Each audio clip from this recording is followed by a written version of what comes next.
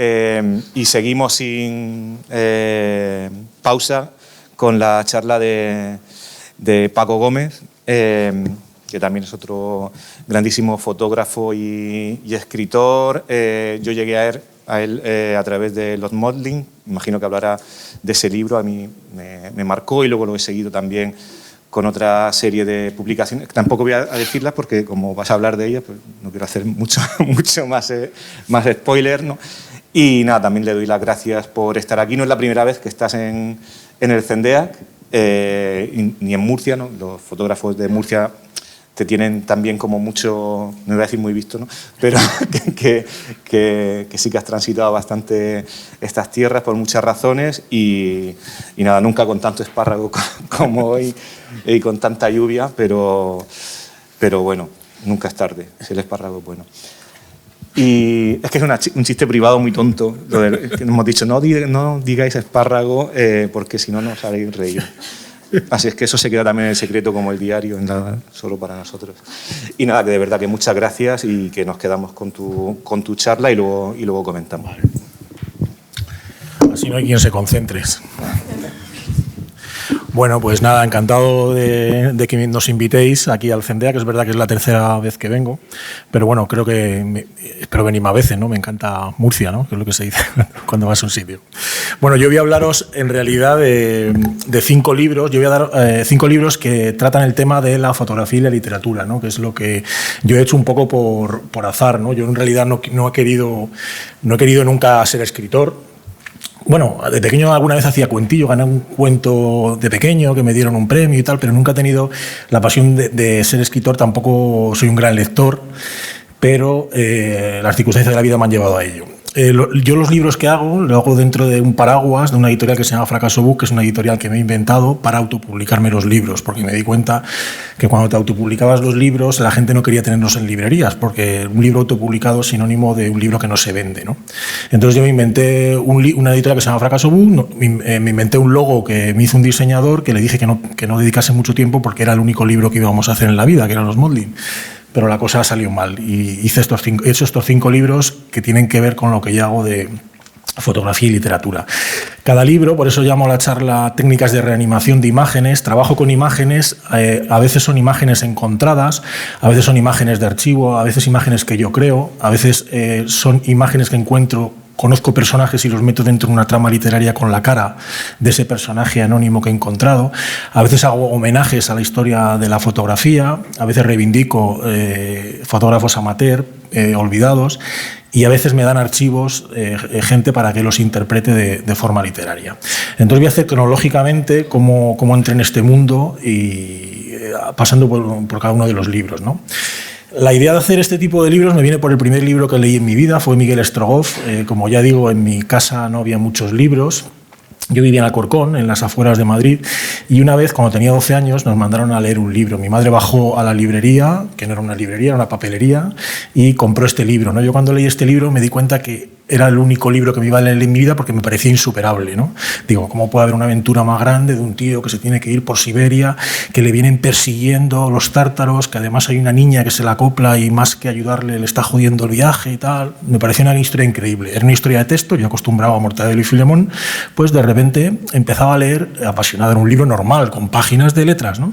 Pero ¿qué pasaba? Que de repente llegaba a un sitio y aparecía Miguel Strogoff, y Miguel Strogoff era rubio, y yo me imaginaba a Miguel Strogoff moreno, porque tú te imaginas al héroe como tú eres, ¿no? Tú pones la cara del héroe. Y esta experiencia infantil que tuve la primera vez con un libro es la que yo replico en los libros. ¿Y qué es lo que hago? Pues hago unos libros que tienen una trama literaria y una trama fotográfica que se están entrecruzando y que cada una tiene su sentido, ¿no? ¿Y por qué lo hago con este homenaje a Miguel Strogoff? Porque me di cuenta que en el momento que tú pones ilustraciones dentro de un libro literario, tú obligas al lector a pasar por unos determinados nodos. Yo a partir de que veo a Miguel Strogoff rubio, ya Miguel Strogoff es rubio para siempre, ¿no? Y creo que es un arma muy poderosa que tiene que es una cosa muy poco trabajada, lo hablábamos en la comida, es muy raro que se utilice en literatura tampoco la fotografía, ¿no? A mí me resulta muy curioso, y más cuando toda literatura, al final, su objetivo último es convertirse en imágenes, ¿no? Nadie reconoce un libro y lo puede describir en palabras, ¿no? Lo que describes es la película que tú te has montado en la cabeza y cómo la llevas a palabra con ese recuerdo. Bueno, cuando yo empecé a hacer esto no había referencias, siempre estaba la referencia de Sebald, pero la referencia de Sebald, para mí la literatura está muy por encima de la fotografía. La fotografía casi diría que está menospreciada, y la literatura de Sebald yo sabía que no podía alcanzarla, ¿no? Y tampoco lo pretendía, ¿no? Yo lo que quería es contar historias que me pasaban, ¿no? ¿Cuál es la primera historia que conté? Los Modeling. Los Modeling fue un libro que en realidad me encargó una editorial, que ya había sido famoso esta historia porque había salido en El País. La historia que os voy a contar ahora, una editorial que se llama Blackie Books, que en ese momento era muy minoritaria, pero bueno, me dio un adelanto y estuvimos trabajando cerca de 2 o 3 años, pero vi que la cosa no avanzaba y yo creo que soy el primer escritor que ha devuelto un adelanto para hacérselo por su cuenta, ¿no? Devolví el adelanto y decidí autopublicarme el libro, porque yo hacía libros para otras personas. Esto me lo publiqué con una campaña de crowdfunding, conseguí 20 y tantos mil euros, con lo cual yo el primer libro que escribía ya salía ganando dinero, otra cosa impensable en el mundo de la literatura, y más cuando es la primera novela que escribes.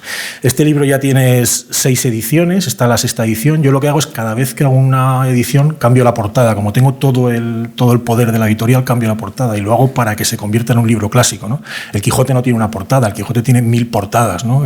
Cualquier libro clásico tiene, tú teclas en internet y hay muchas portadas, y esa es la estrategia que yo tengo, que es en contra de lo que hacen las editoriales, pero eso es lo que te da la libertad.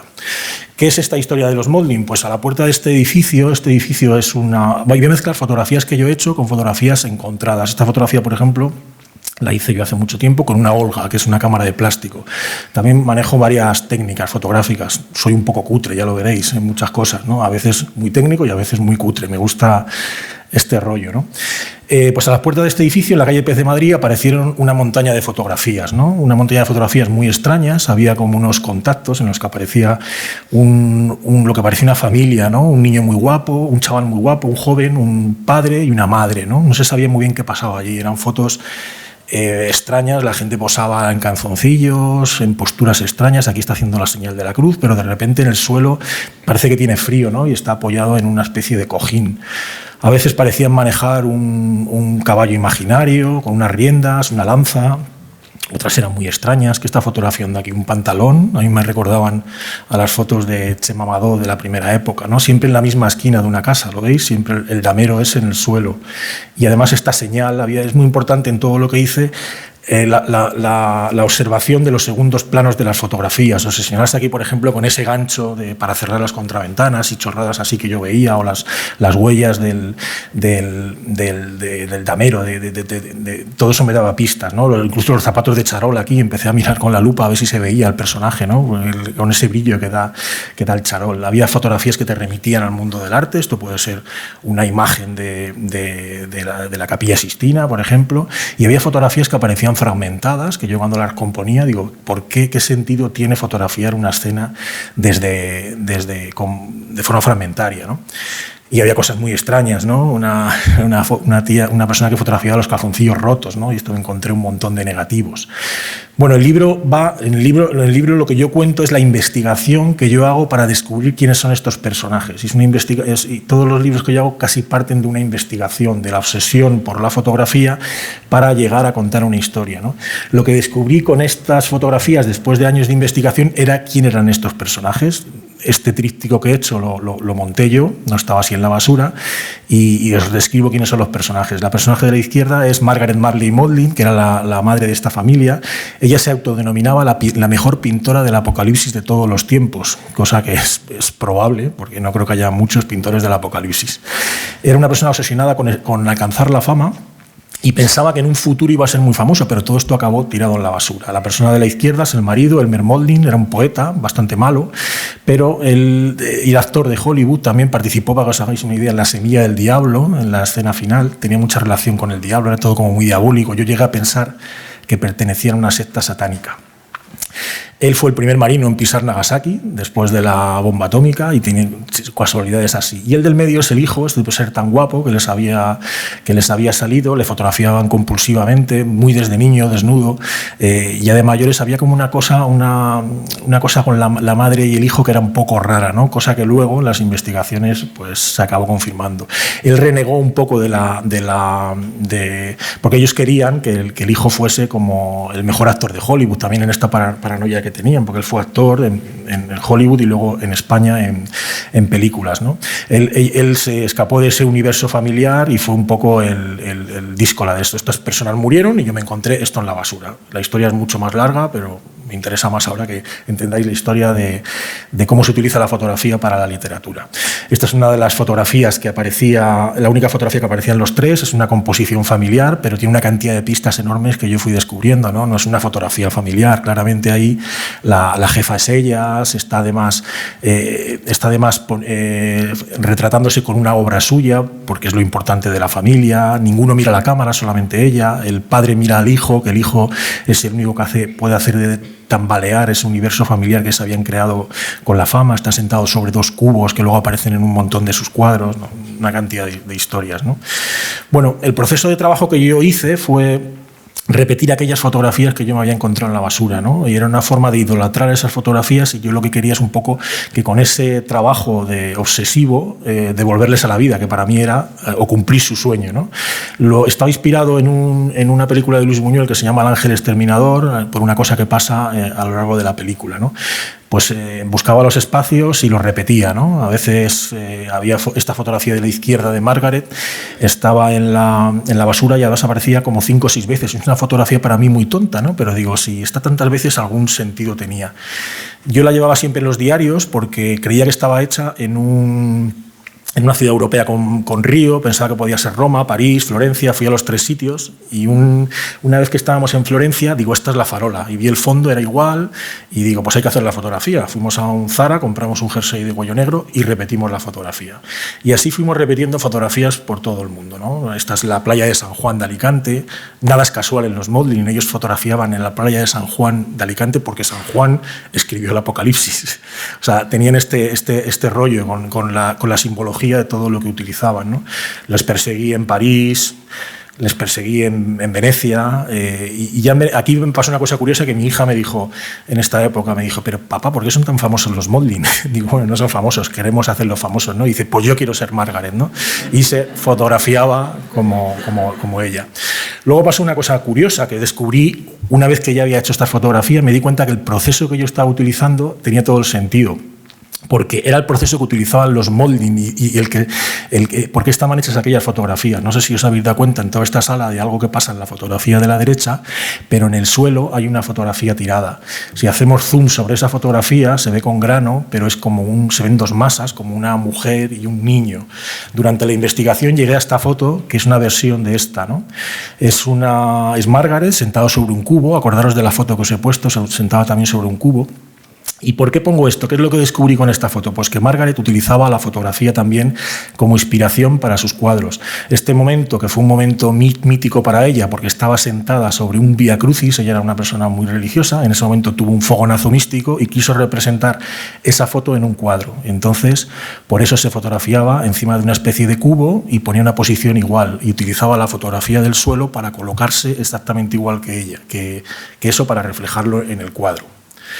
Esta serie, bueno, la investigación era muy curiosa porque ya vais a ver que parece que estoy un poco también como Leila, que estamos un poco venaos, pero es que es verdad que hay veces que yo me he sentido que yo era el elegido para esto. Yo trabajé de basurero, he trabajado de basurero mucho tiempo, he sido fotógrafo, me gusta la investigación y yo me encuentro estas cosas en la basura.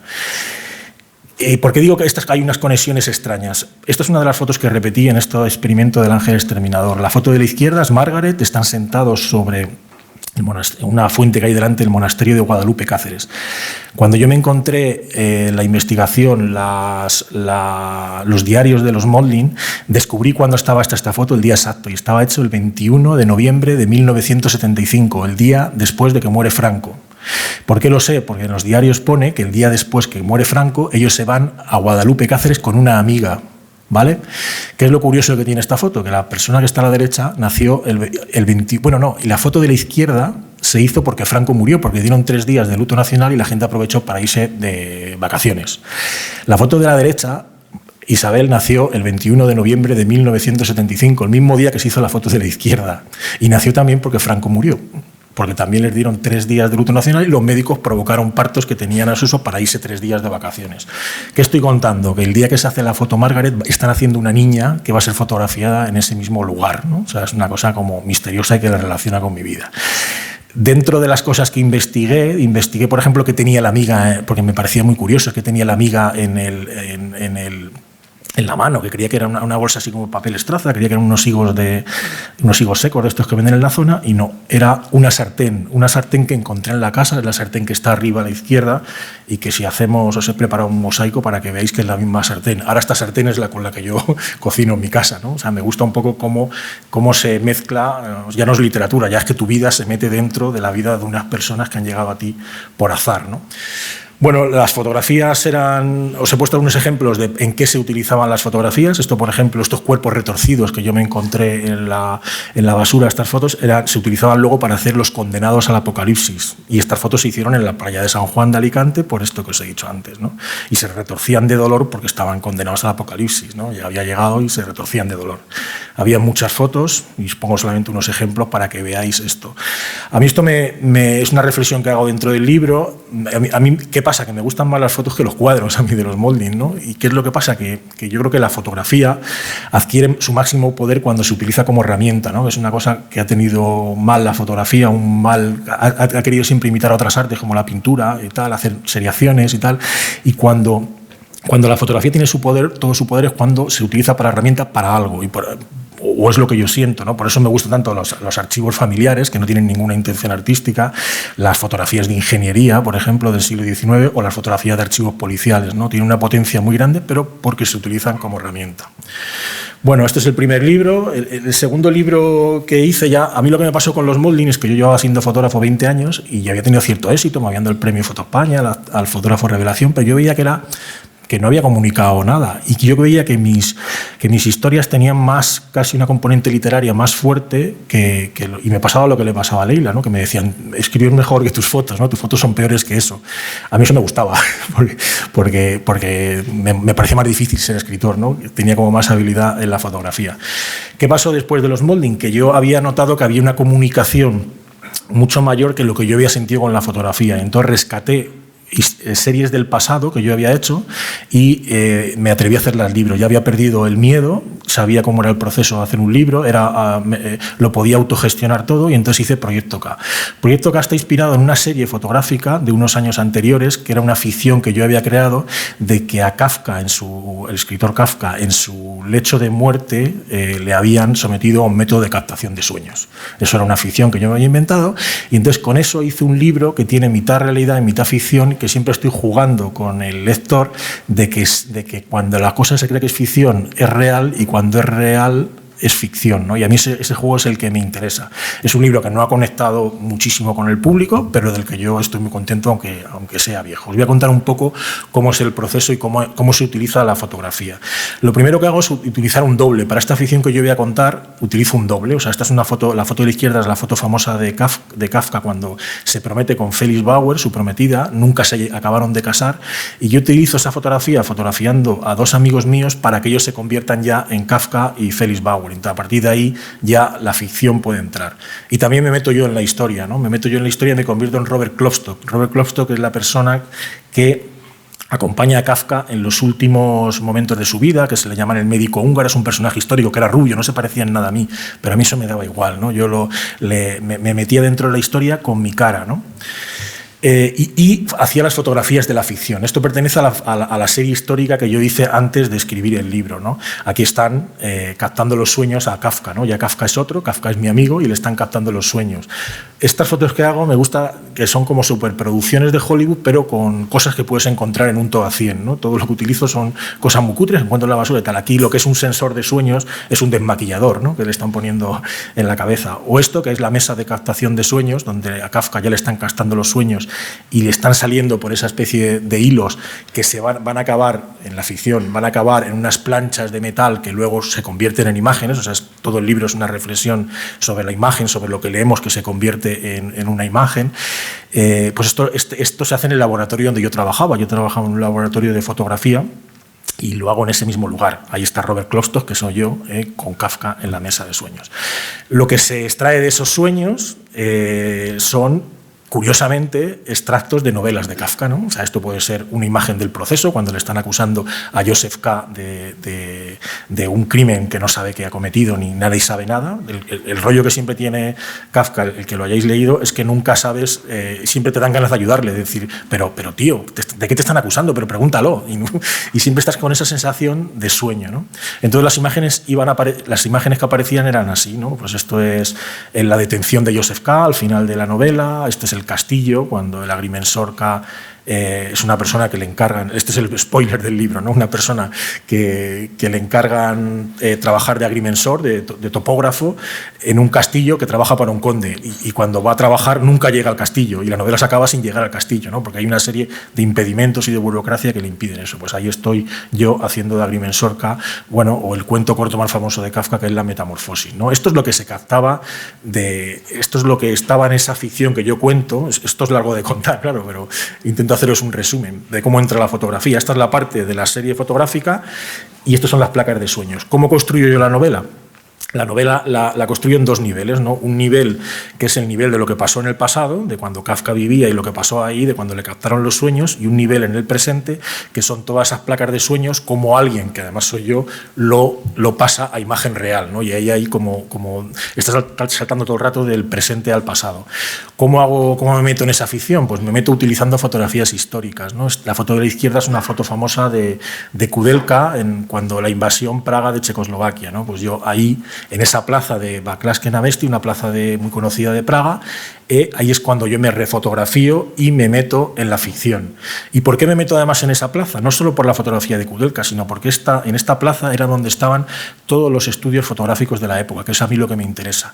Y empiezo a coleccionar fotografías de todos los fotógrafos, de las fotos que se hacían en esos archivos, ¿no? Empiezo a coleccionarlas. ¿Y por qué lo hago? Porque Kafka, hay documentación histórica de que fue fotografiado en uno de esos estudios fotográficos, el estudio de Klempner. O sea, que eso es una cosa real. ¿Qué es lo que hago yo? ¿Cómo utilizo la fotografía? Estiro la realidad. Kafka estuvo allí para llegar a la ficción. ¿Y cómo lo hago?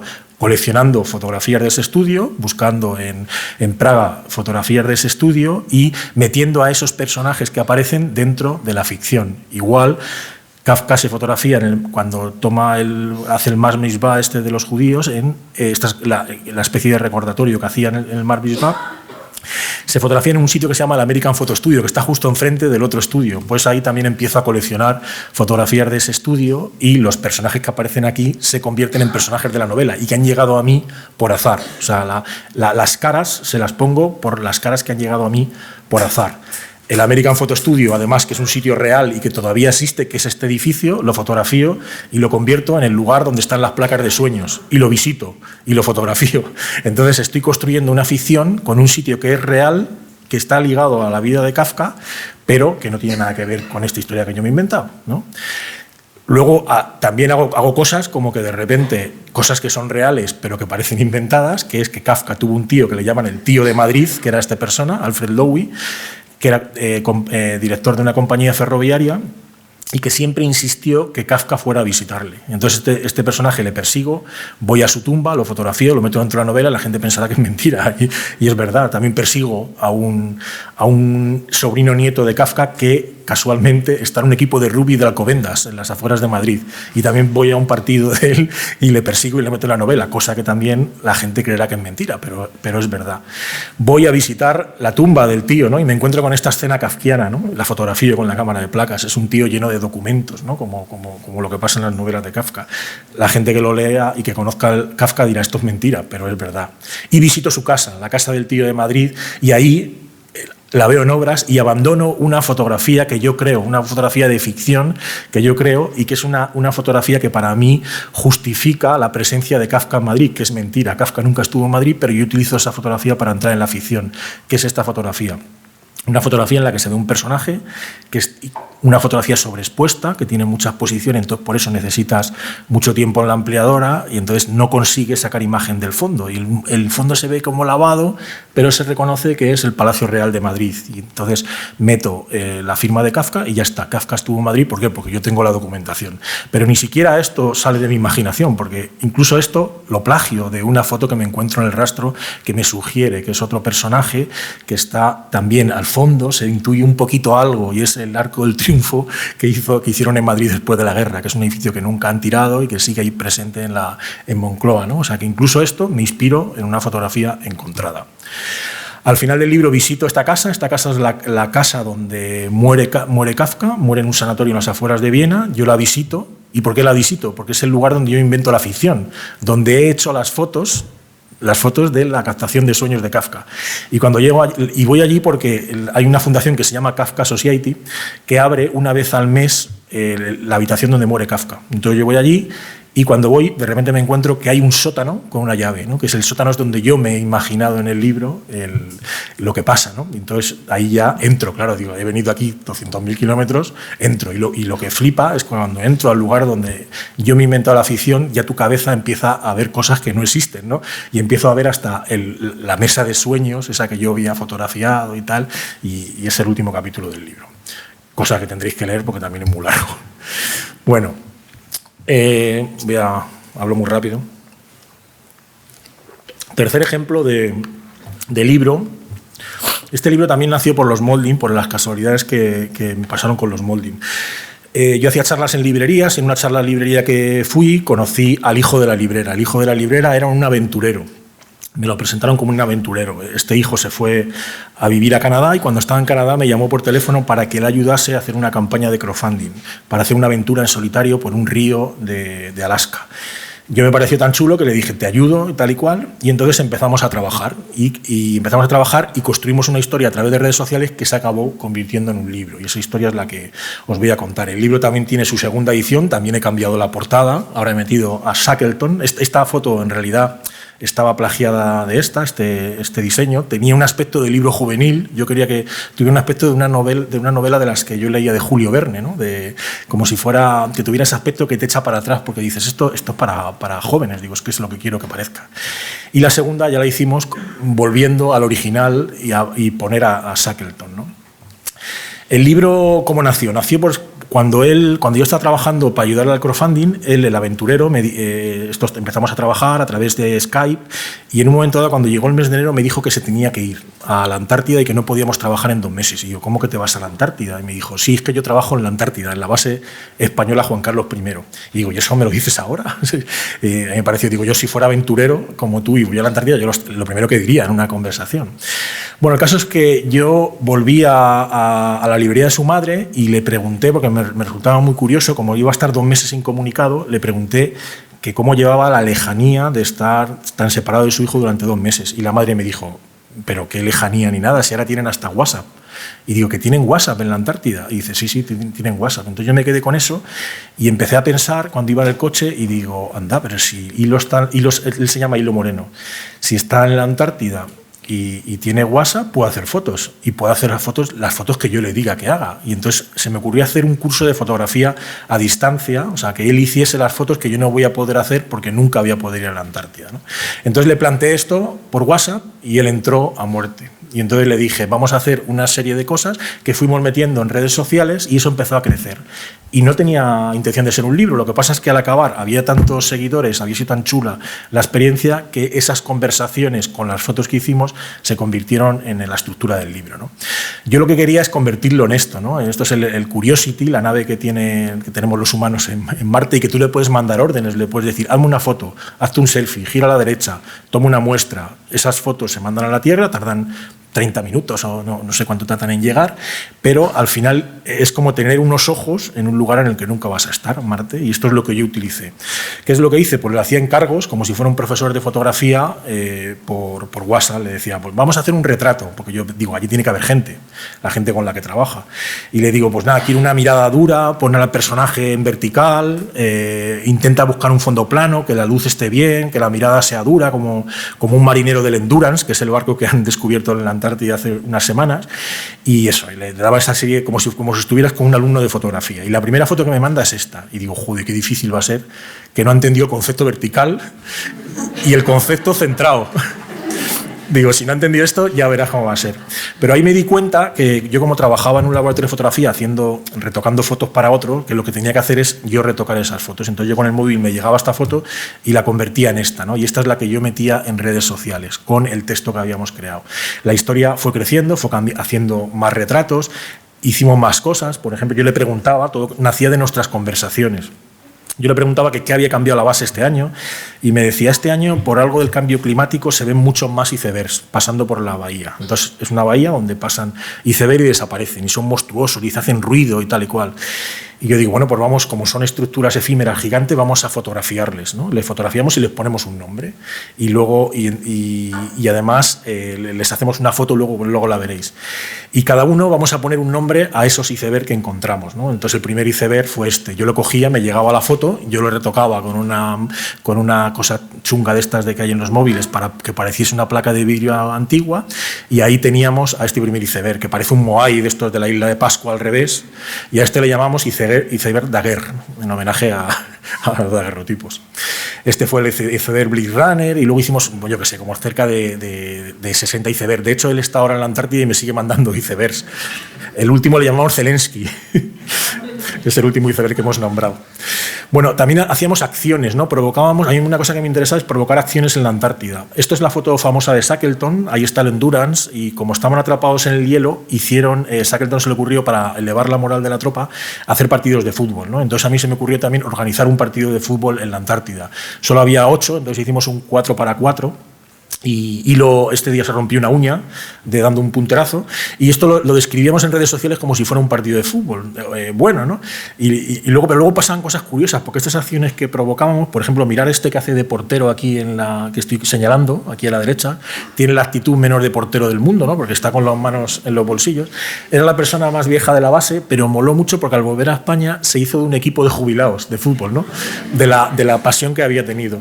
Hicimos cosas que, por ejemplo, había una biblioteca, había una base cercana, que era una base búlgara, y había una biblioteca con ejemplares históricos de los orígenes de la exploración, de los primeros libros de Scott, de Amundsen, no sé qué.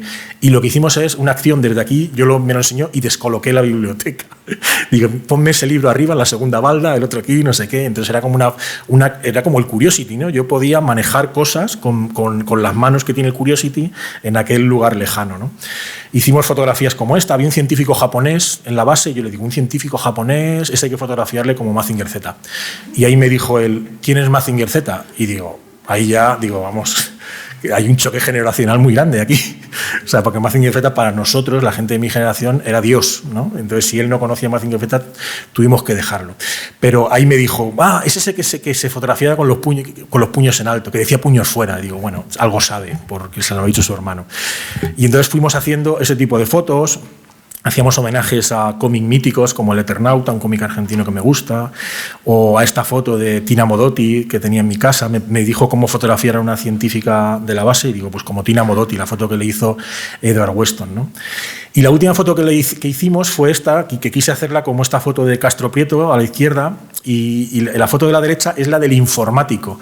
Y el informático es el que permitió que hubiera WhatsApp en la base, que hubiera Internet. Entonces lo hacíamos con este aspecto bíblico, ¿no? Porque en vez de tener en la mano la Biblia, tenía el iPhone, que era lo que nosotros nos había hecho el poder de comunicación. La última foto, cuando él desaparece de la Antártida, es un plagio a Sugimoto, un fotógrafo japonés que fotografiaba mares por la mitad, y que era muy fácil de describir, además, para un alumno, porque era que pone el mar en la mitad, ¿no? Y no vas a fallar.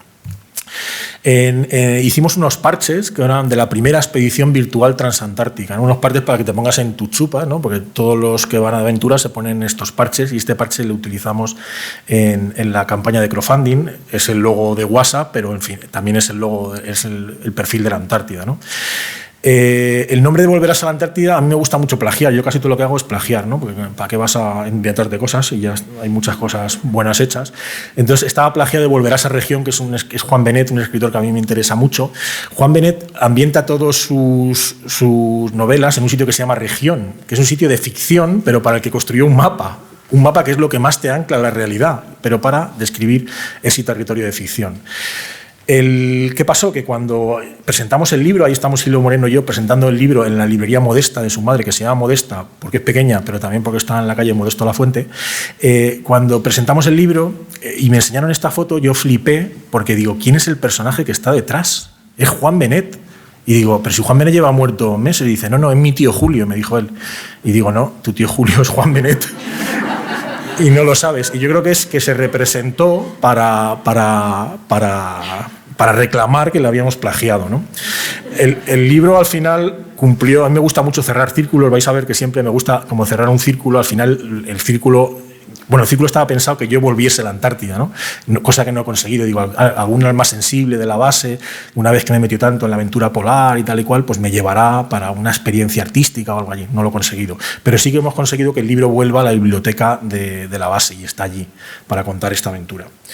Bueno, el cuarto libro que voy a contar es Waterblet. Waterblet también parte de un archivo, pero esta vez es un archivo que no es que yo encuentre, sino que yo compro, ¿no?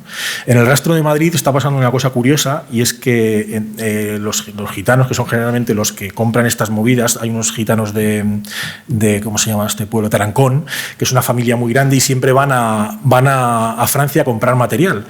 ¿Y por qué van a Francia a comprar material? Porque allí el mercado de gente que compra cosas de fotografía está saturado.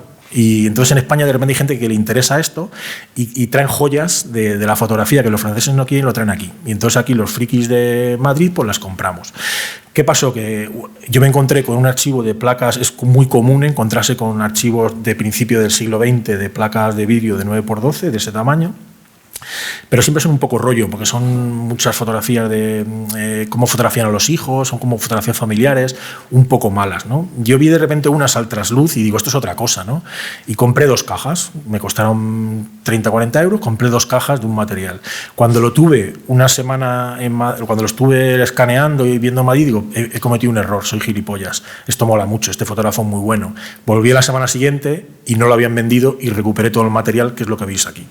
Son placas de vidrio, todas sin ninguna información. Y hay solamente unos tubitos que son los reveladores que utilizaba este fotógrafo amateur.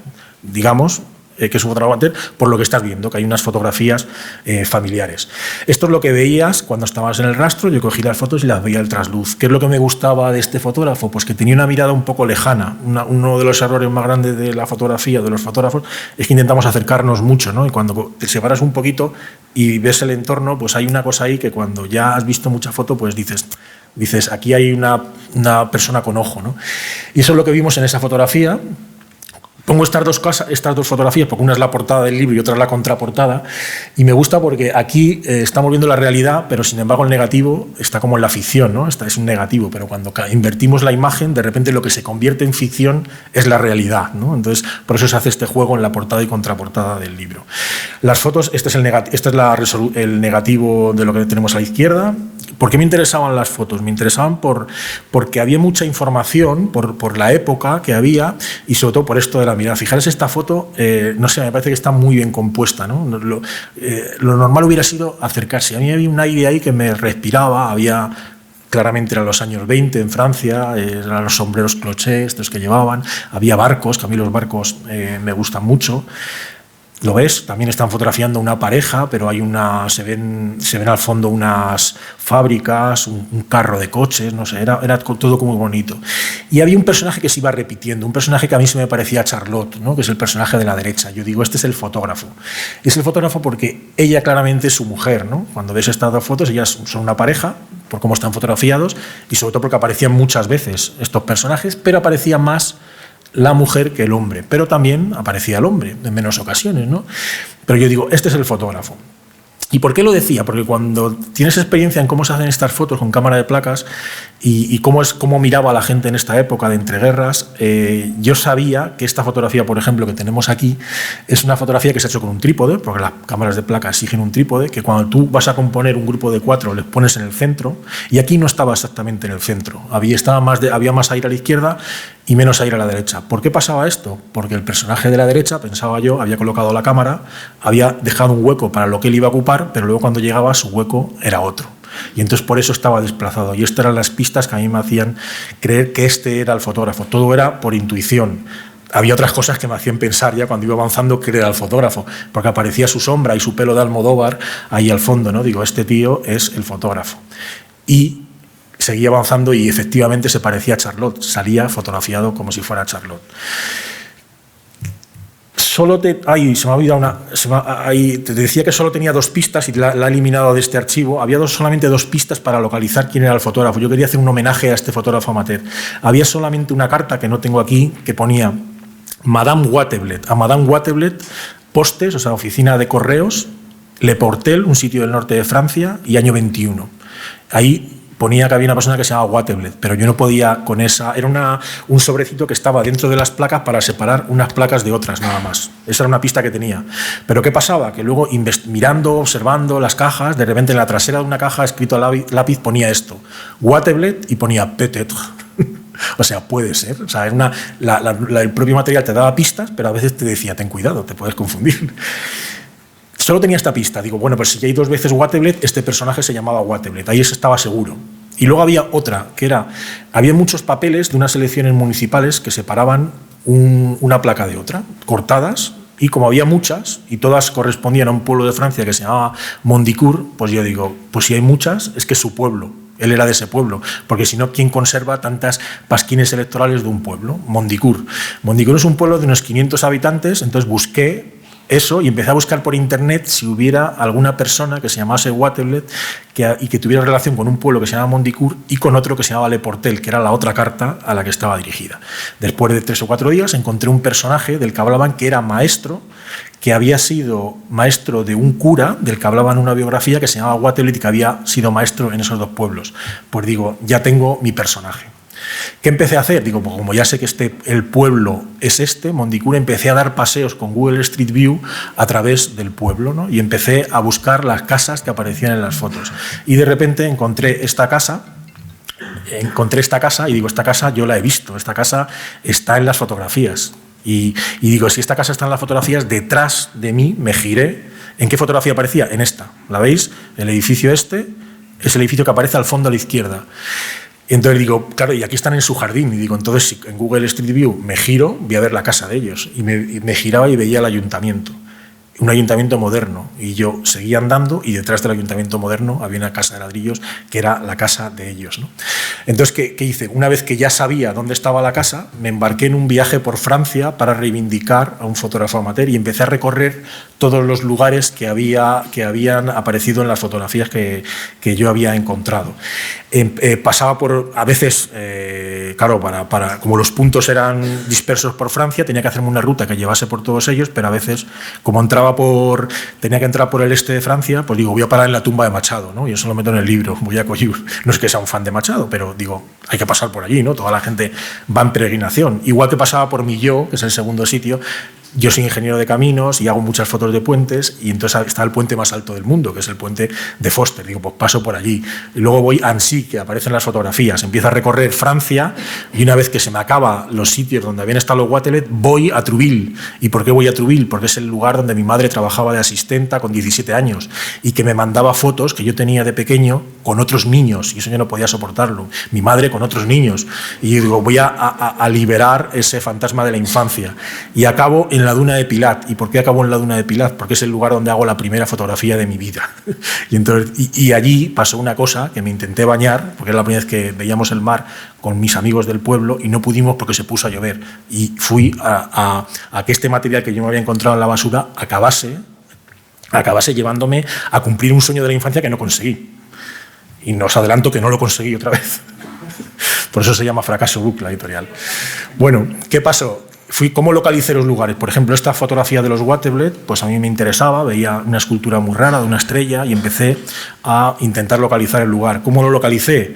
Al fondo hay un barco que si pones lupa, lo bueno que tienen las placas antiguas estas es que tienen mucha definición y entonces todo lo que fotografían lo conservan, ¿no? Al fondo hay un barco que si lo lees se llama Mont Blanc. Si se llama Mont Blanc, está en Suiza o está en un lago de Francia.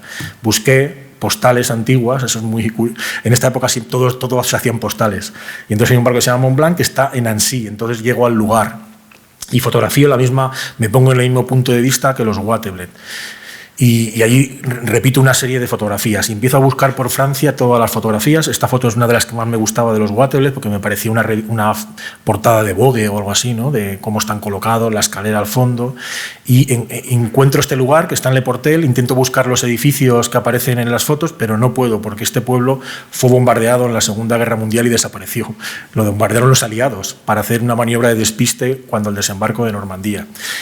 Y entonces voy, pero encuentro la escalera, porque la escalera está en las defensas del puerto y no ha sido bombardeada. También encuentro este lugar, que está en Vimerais, en Francia.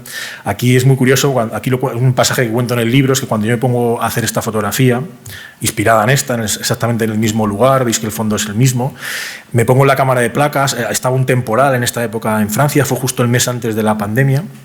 Me meto dentro del trapo negro, empiezo a hacer las fotos y veo que me convierto en un artículo de circo y que toda la gente empieza a fotografiarme con sus móviles, ¿no? Y entonces en el libro a veces cuento cosas de ficción, que es como que salgo enfadado y les digo a los franceses, ¿pero de qué os quejáis si vosotros inventasteis esto? Como diciendo, vosotros inventasteis la fotografía y ahora me veis a mí como un mono de feria, ¿no?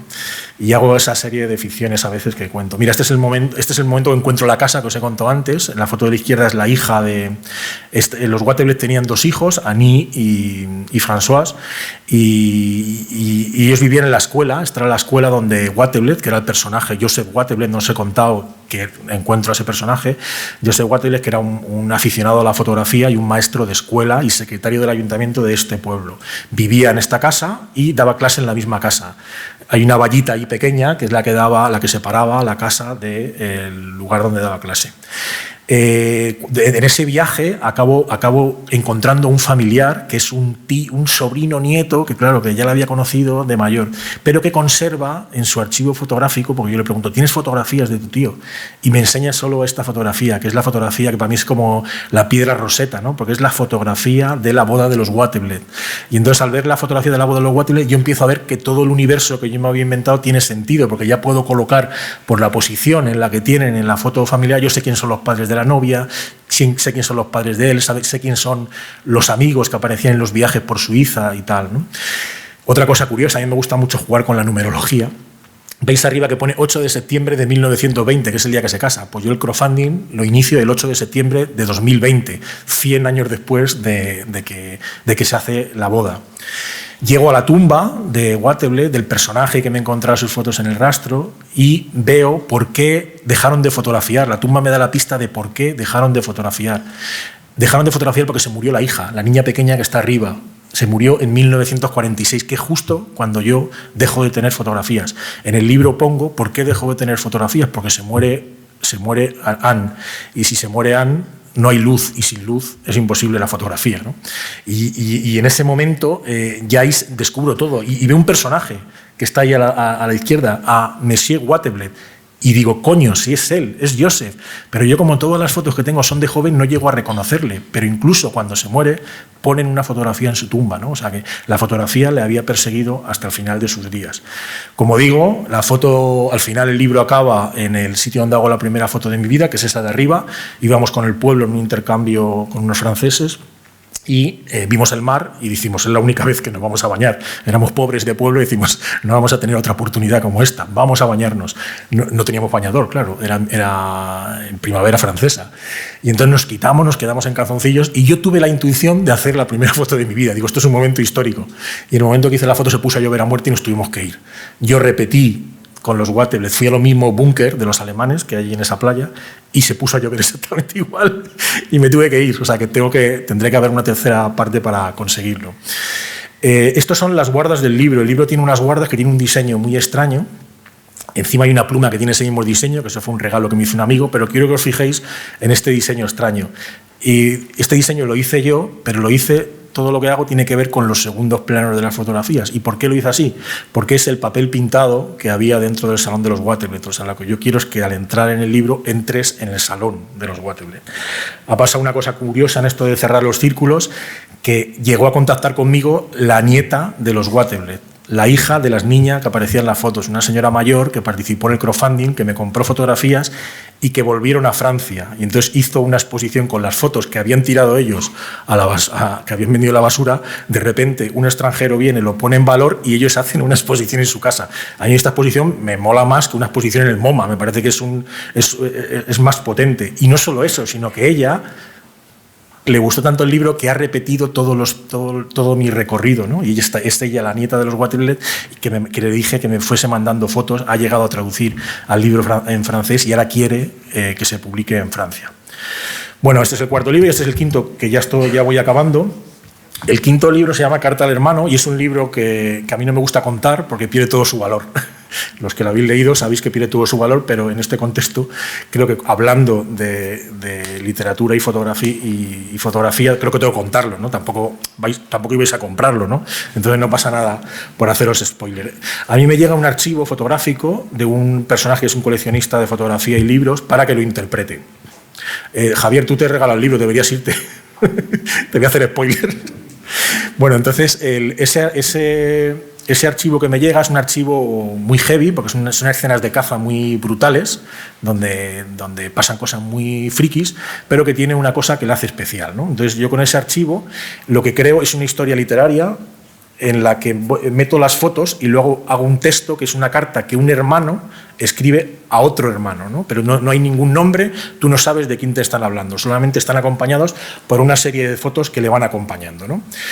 Se llama Carta al hermano también en homenaje a Carta al padre de Kafka. Sabéis que Carta al padre es un relato que hace Kafka que le reprocha a su padre su personalidad, un poco cómo es él y cómo se ha comportado con él, la brutalidad con la que se ha comportado y cómo él cree que su personalidad es así por lo de su padre, ¿no? Entonces las fotos que son todas de 6x6 cuadraditas y yo las voy poniendo en el libro. Tiene una atmósfera un poco de la película de Los Santos Inocentes, incluso los personajes se parecen. Este puede ser Alfredo Landa en Paco el Corto, o este puede ser Paco Raval también, porque las escenas son exactamente igual, ¿no? Son cacerías iguales que las que aparecen en Los Santos Inocentes. Y la cosa se va volviendo más heavy porque es muy salvaje, ¿no? Empiezan a posar con animales muertos, decapitados, las señoras sonriendo. A mí lo que más me impresionaba es que salían gente sonriendo, ¿no? Y esa pasión por fotografiar la muerte, ¿no? Yo voy contando, todo esto tiene 6 capítulos y cada capítulo tú vas contándote una historia de un joven que ha sido desde muy pequeño formado para la caza, ¿no? Y que ha tenido mucha relación con las armas y no sé qué, pero tú no sabes qué está pasando. Entonces llegan 5 capítulos y en el 6º capítulo se desmadeja la historia, en el momento que aparece esta fotografía. Sabéis quién es, ¿no? Es esta persona. No se puede decir porque está grabándose esto. Pero bueno, aparece esta persona. Y no solo aparece esta persona, sino que aparece con un brazalete. Con un brazalete, ¿por qué? Porque se acaba de morir su hermano, con un accidente supuestamente de caza. Pero que la historia en España, la historia en segundo plano, dice otra cosa que pasó, ¿no? Por eso se llama Carta al hermano. Y entonces ahí ya descubres qué hermano está hablando con qué hermano. No cuento más, el libro tiene estas guardas, es un libro de camuflaje, ¿por qué? Porque su contenido está camuflado todo el rato, ¿no? Por detrás es una historia de ficción totalmente, pone cualquier parecido con personajes reales. Es pura coincidencia, no tiene nada que ver. Pero bueno, ahora viene lo más curioso, que no solamente lo sabréis los que me seguís por redes sociales, que hace un mes este material se encontró hace 20 años en el rastro, 20 años. Yo sigo yendo al rastro todos los fines de semana. Hace un mes voy al rastro y me encuentro esto. Y veo los sobres y digo, joder, estos sobres son iguales que los sobres de Carta al hermano. Y me empiezo a acercar y veo que en un sobre pone Don Juan en Jurillas. Miro Jurillas y es una finca de caza. Empiezo a ver que todas las fotos son de caza. ¿Qué es lo que pasa? Que me encuentro, después de haber escrito yo el libro, 20 años después, me encuentro el resto del archivo, que está el mismo personaje, pero años antes de que cuando el hermano existía. Y eso lo tengo. Y además viene una chequera que pone Alfonso Urquijo Landecho, una chequera del Banco Urquijo, con el nombre. Digo, si hay una chequera con el nombre, es el dueño de estas fotografías. Tecleas este nombre en Wikipedia y fue un famoso cazador que tenía relaciones estrechas con la familia real y que fue esto es muy curioso, es un cazador extremo como acabamos de ver y fue el primer presidente de la no sé qué de la defensa de la naturaleza, la Oficina de Defensa de la Naturaleza. O sea, cómo era el mundo antes, ¿no? Y entonces, las fotos que me encuentro, estoy seguro que son del mismo porque esta es una foto del libro. Todas las fotos que hemos visto antes, si os fijáis, tiene una mancha arriba, negra. Es una huella que deja la cámara. La cámara estaba rota y dejaba una huella que aparecía en los mismos negativos que yo encontré en la segunda fase. ¿Veis aquí? El de abajo le conocéis, el rubito, que está boxeando. O aquí. Y esto me sorprendía porque pasaba otra vez como con Kafka, que de repente esta escena yo la había escrito muy parecida, de cuando él iba a cazar a una gente, los que la he leído, es muy parecido a esto, pero aparecen unas fotografías años después. Bueno, este era el último libro. Yo no solo hago mis libros de literatura y fotografía, también publico libros con otros. En realidad no quiero hacerlo, pero a veces me llegan proyectos que están ya medio acabados o pagados, y entonces he hecho también libros de fotolibros. He hecho un libro con Ernesto Valverde, que era el exentrenador del Barça, que también es fotógrafo. Hemos hecho este libro Frontera. Welcome to the Barrio, un libro con fotografías muy extremas del barrio del Raval, no tiene nada de texto. 100 ojetes, que es un libro de unos murcianos, también, que es una recopilación de los mejores posts que hicieron en Internet. Emigrantes invisibles, que es una caja para una exposición, una caja de metal que contiene fotografías de migrantes españoles que emigraron a Estados Unidos y que evoca un poco cómo se guardaban las fotografías familiares en cajas de membrillo. Yo bailo es un libro que hicimos con una fotógrafa y una bailadora de flamenco que entablan una conversación artística, y el último es un libro que hice yo solo, como en un capricho, ¿no? Se llama Sabrina versus Diana y condensa los dos momentos más impactantes que tuve yo en mi infancia, juventud. Los momentos más impactantes de los 80 es un flipbook de estos que tú ves una secuencia por un lado y otra secuencia por el otro. En una secuencia ves a Sabrina cuando se le sale la teta, es un momento muy histórico, y en el otro lado sale Diana la de V, una serie de ciencia ficción, en el momento que se come la rata y todos descubrimos, que fue un shock para nosotros, que Diana era mala, ¿no? Y que los extraterrestres estaban viniendo aquí para invadirnos, ¿no? Y con esto he acabado y empezamos el debate. No nos vamos a entretener muchísimo, pero creo que hay muchísimas cosas que sí que han quedado así. Yo me he quedado con muchas ganas de saber cosas de las dos charlas que han sido apasionantes, seguro que vosotros también. A mí me ha gustado mucho cómo cada uno se ha llevado la charla a su terreno, a su manera de afrontar la relación entre texto e imagen, la manera de trabajar con la fotografía, pero en el fondo a mí, aun siendo dos obras muy diferentes, hay una cosa que me ha llamado muchísimo la atención, y es que hay como una relación continua entre el conocimiento de los otros y el conocimiento de uno mismo, ¿no? Por ejemplo, lo que hace Paco, casi todos sus libros son como centrípetos, ¿no? Van como buscando algo que hemos encontrado, buscando conocer quién eran los Motley, quién eran los Batebell, quién eran estos, pero al final acabas conociéndote a ti mismo, ¿no? Acabas encontrando el lugar. Son como búsqueda de otros, pero que al final es una búsqueda de uno mismo, ¿no? Y luego en tu fotografía, Leila, es como muy centrífuga, ¿no? Al revés, no, la tuya es centrífuga y la tuya es centrípeta.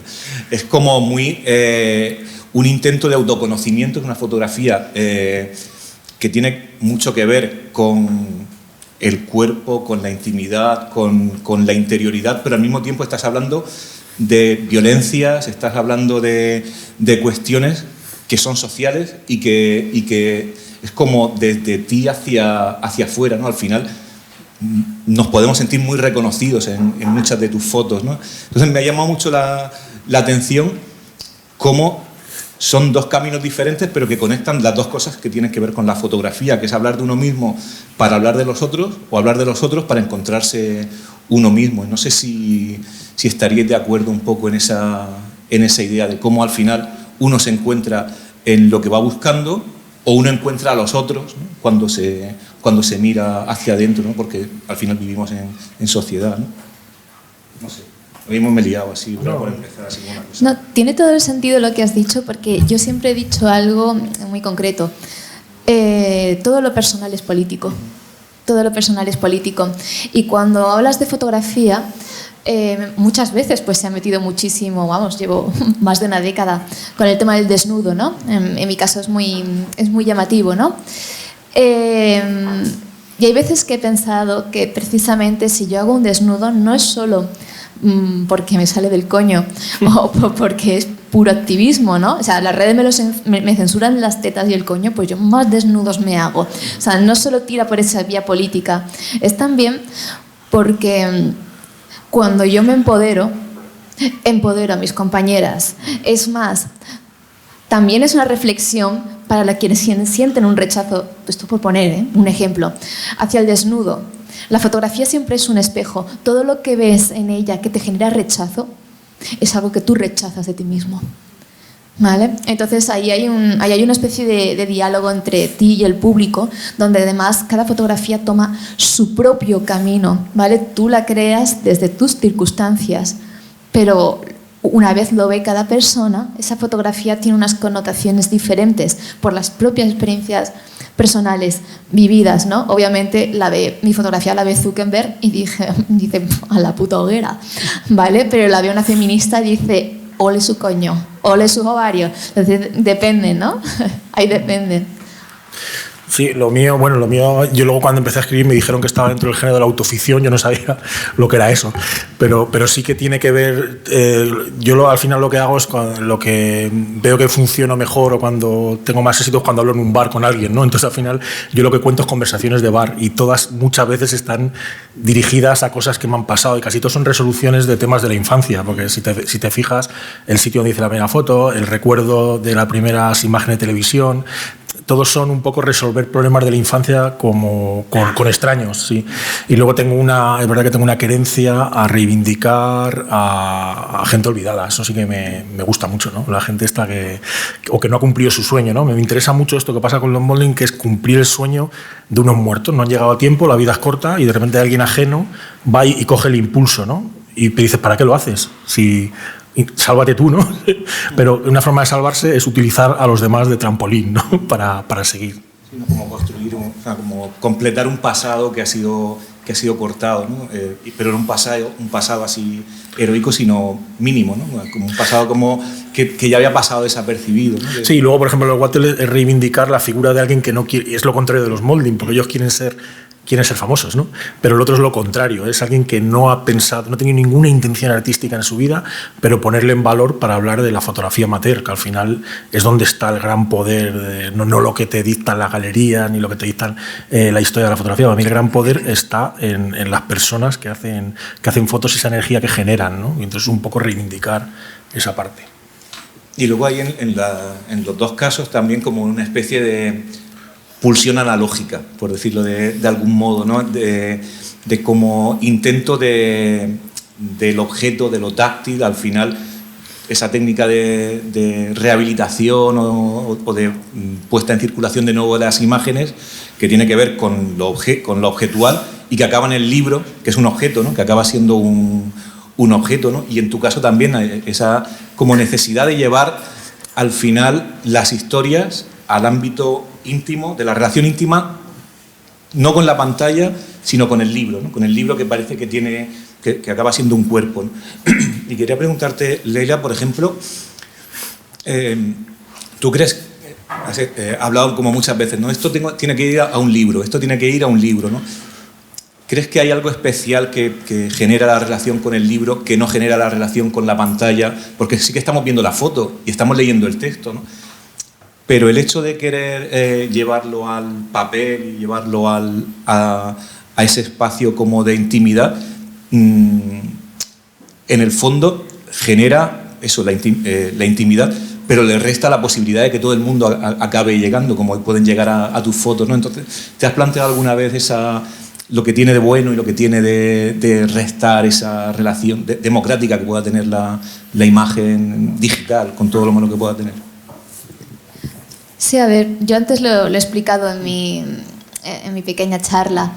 Pienso que ahora mismo en la era de las tecnologías y la era de las redes sociales parece que lo tenemos que publicar absolutamente todo, ¿no?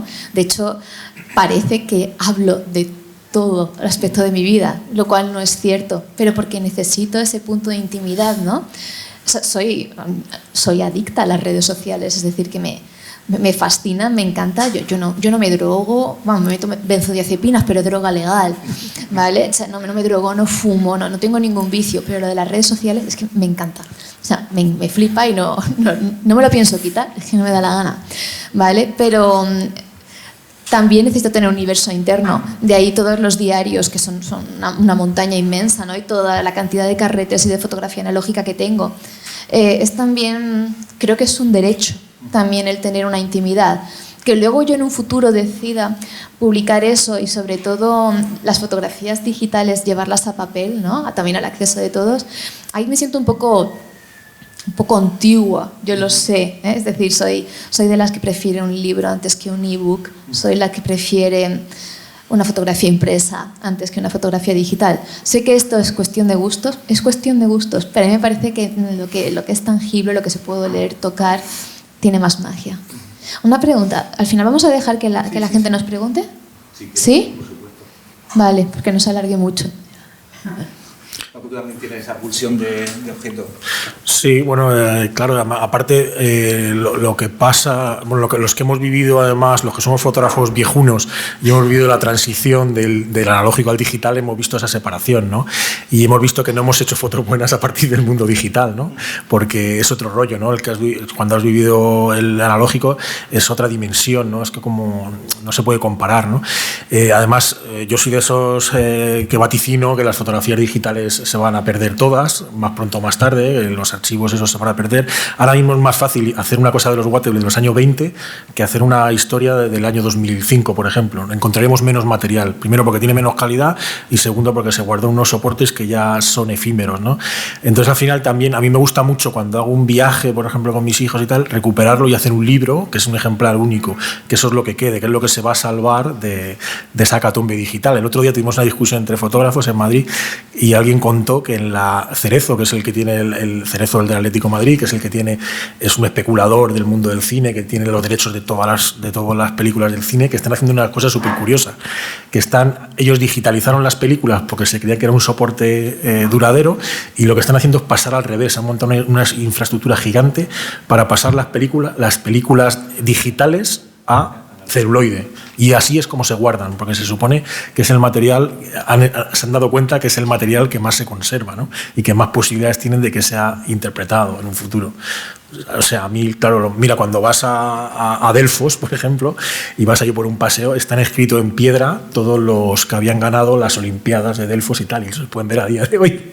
Eso con cosas digitales no se pasa, el papel va a durar un poco más. Al final había que hacer las fotos en piedra, que es como más duran. Bueno, ¿alguna cuestión, preguntas? Sí. Sí.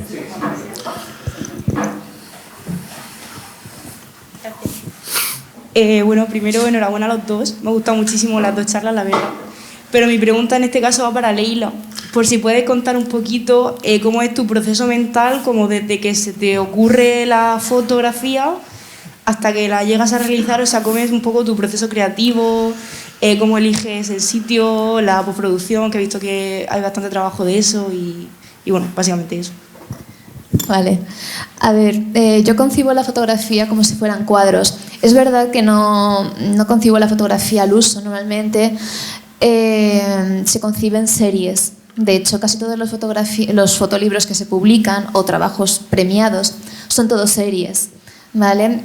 A mí me cuesta tanto trabajo llegar a una sola fotografía que me matan cuando me piden un proyecto o una serie, ¿no? Porque estoy más cercana a cómo se concibe una pintura, ¿vale? Como una pieza única. Sí es verdad que luego las juntas sí se pueden hacer series, pero yo siempre las pienso una a una. Y sí, son fotografías muy premeditadas, muy pensadas. Algunas las llevo dentro de mí durante años y luego las saco. Pero bueno, esto es como cuando le preguntan a veces a un poeta cómo es escribir un poema. Es difícil explicarlo, ¿vale? Pero sí es verdad que son fotografías muy meditadas, las que disparo alrededor de unas entre 20 y 50, Esto en la digital. Y luego me quedo siempre con una, ¿vale? Además suele ser muy rápido porque la fotografía ya la tengo en la cabeza y una vez que ya la veo en la cámara, paro. Luego la postproducción es otra cosa, es mi forma de meditar, ¿vale? Hay gente que medita fregando los platos, otros pelando una manzana, otros mindfulness. Yo me pongo... También hago todas esas cosas, pero es una forma de meditar. Y no soy la única que dice que cuando trabajo en una postproducción de una foto entro en una especie de trance. Entonces yo me pongo mis cascos de música y mi foto me puedo tirar 8 horas, ¿vale? Entonces es muy terapéutico para mí, ¿vale? Es muy... hablando de terapia, hablaba hace tiempo con mi abuela y me decía, pero tú ¿por qué votas a partidos políticos que te pueden ayudar culturalmente? Y digo, abuela, pues porque eso es muy necesario. Que en paz descanse. Digo, muy necesario. Y me dice, pero es que si no eres desgracia, si no tienes ningún problema, no vas a hacer arte. Si no, dice ¿qué terapia vas a tener tú con tu foto? No harías tu foto, a ti no te tienen que ayudar, tú tienes que ser una desgracia para que te salga algo tan bueno. Entonces me quedé como, Dios mío, es verdad.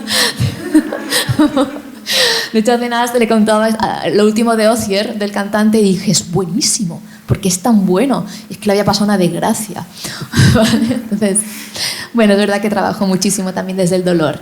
Yo soy muy sufrida y me hacen sufrir mucho. También muchas gracias. Pues yo creo que clavadas y media, que es cuando se inaugura una exposición justo aquí abajo.